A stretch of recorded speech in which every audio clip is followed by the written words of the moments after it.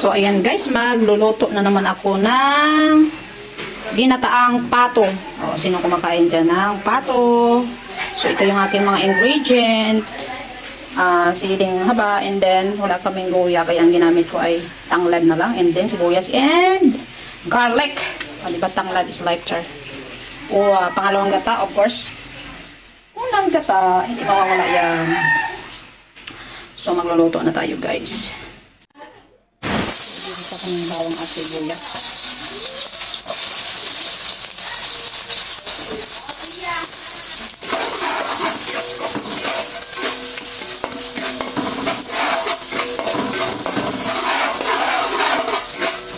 And then, yung tanglad.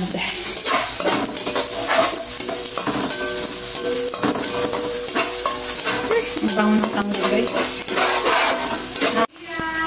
And then, ilalagay ko na tong gata.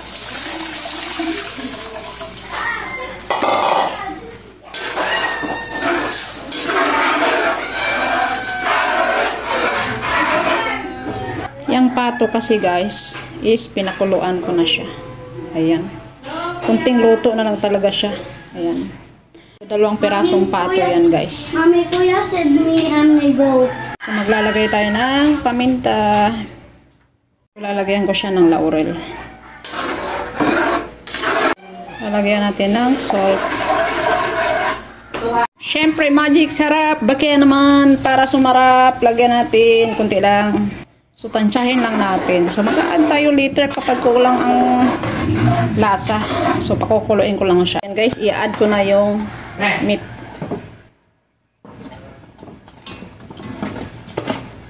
Isang planggana guys. Yan. So, ating imi-mix-mix dyan.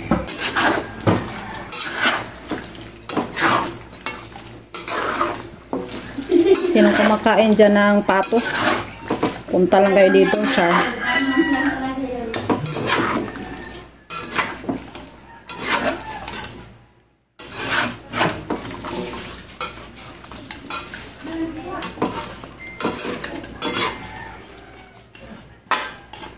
So, pakukuluin ko muna yan siya, guys. Ang sarap kaya nito, guys. Sariling sikat to, vlogger eh, vlogger. Walang videographer. Ikaw na nagluto. Ikaw pa videographer. O, diba?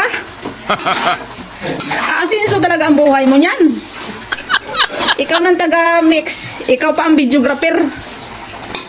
So, ilagay na natin tong tanglad, guys. Ayan. Sobrang bango, guys. Kung naaamoy nyo lang talaga. So, pakakatihin ko muna yung sabaw bago ko ilalagay yung unang gata. So, i-add na natin yung chili para talaga kumapit yung anghang sa ating duck meat. Oh, see? Duck meat ka dyan.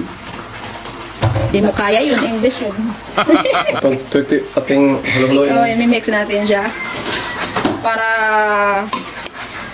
manuot talaga yung lasa sa ating meat. Char. Hayaan mo muna siya.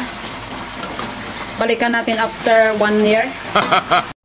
So, titikman ko kung okay na yung lasa.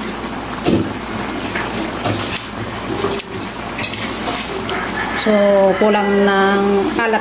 So, dagdagan natin ng lalagyan natin ng patis. Yan. Okay na yan. Then, halo-haloin natin. So, patuyo na siya. Siguro maya-maya kaunti. Lalagay ko na yung unang gata.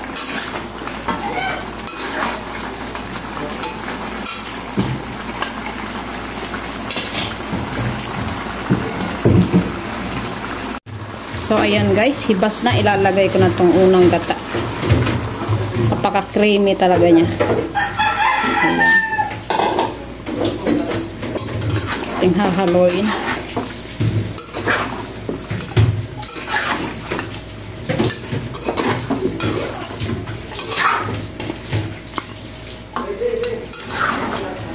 Pagmamantikian ko lang siya, then luto na. Pag nagmantika yan guys, okay na yan.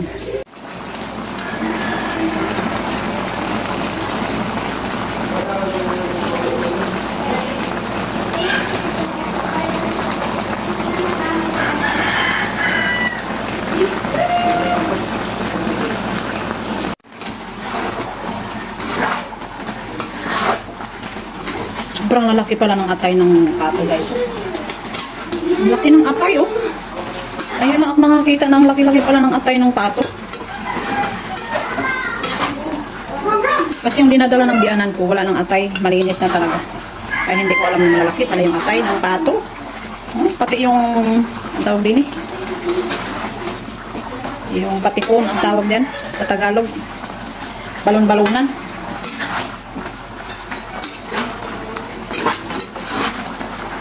So, pahibas-hibasin ko lang siya, guys.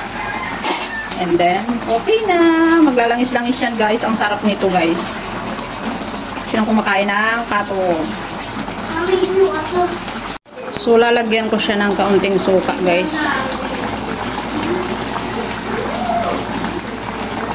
So, okay na yan.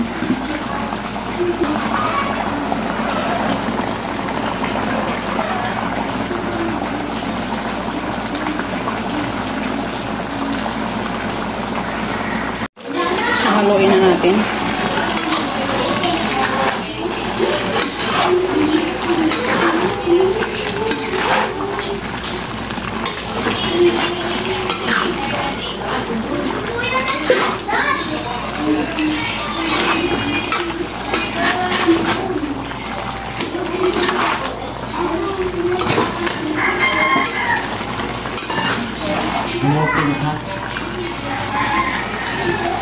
So, ayan guys, okay na siya. So, alam nyo na.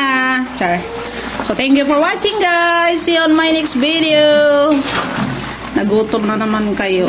Inan time.